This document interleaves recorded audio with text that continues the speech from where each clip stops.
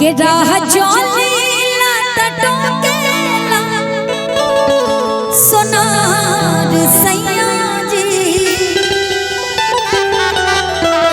एगो जनी के अच्छा एगो जनी अपना परदेश से कमा के आई बड़न, अपना मेहरारू खातिर सोना बड़ा महंगा होत बा, यही से जा करके एगो नथिया खरीद लेलन अपना कमाई से। आ तनी बनी जौन पैसा कम पड़ल ओकरा खातिर उधारी लगा देलन।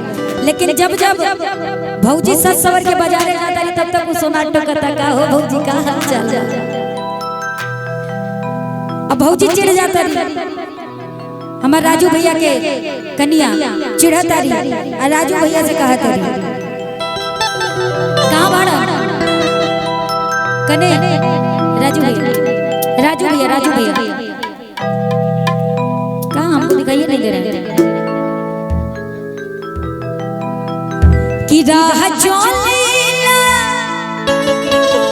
टटोकेला सोनार सैया जी। कहे नथिया गढ़वला उधार सैया जी, कहे नथिया गढ़वला उधार सैया जी। आई कि राह चलेला टटोकेला सोनार सैया जी।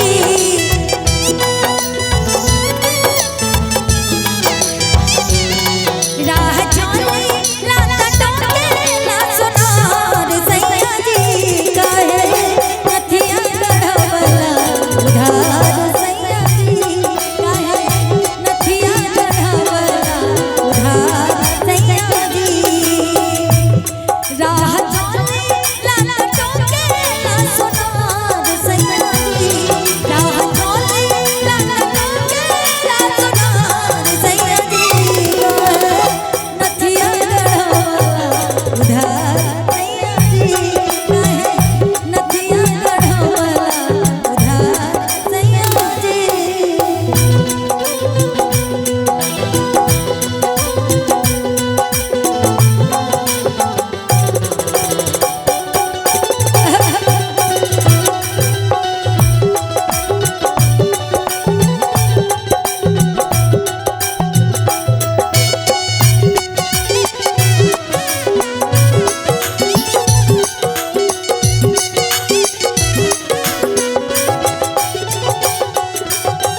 और कहा तरी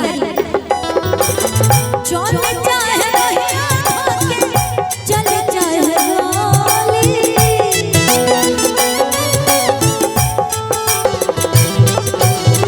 कहे लागी है आवे निकाली।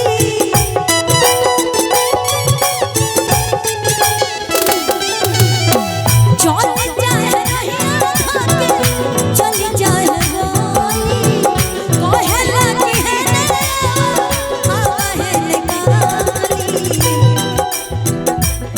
जब करत होई बहाना से प्यार सैया जी,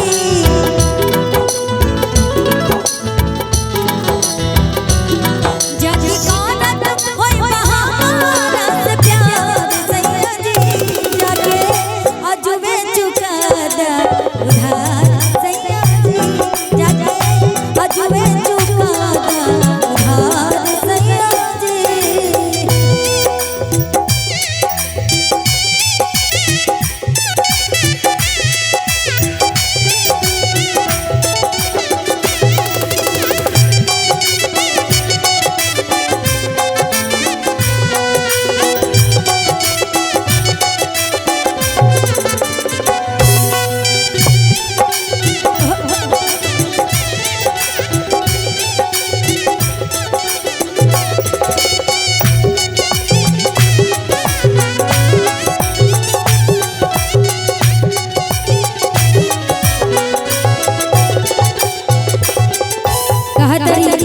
कि जहिया से रउआ उधारी नथिया गढ़ोले बानी तहिया से जाए केतनो सोरहो सिंगार कली एकदम निमन ना लागेला। सोरहो सिंगार